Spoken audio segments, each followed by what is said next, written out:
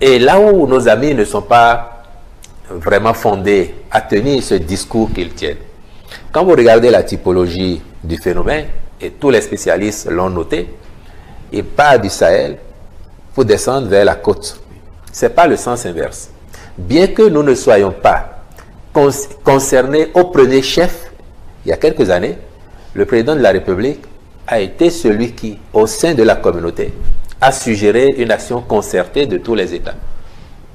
La mobilisation des moyens par nous-mêmes pour faire face à ce phénomène, plutôt que d'attendre une hypothétique aide étrangère.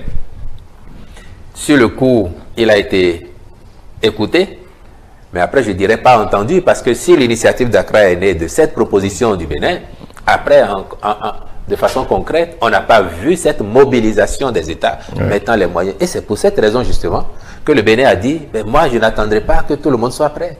Je commence à faire les efforts en mettant les ressources, et nous voyons combien cela coûte au budget national. En mettant les ressources, et dans notre stratégie, le capitaine Traoré, pour revenir à lui, vous savez que le président de la République a été l'un des tout premiers chefs d'État à se déplacer pour aller le voir, quand bien même il est arrivé au pouvoir par un coup de force. Pourquoi le président allait le voir?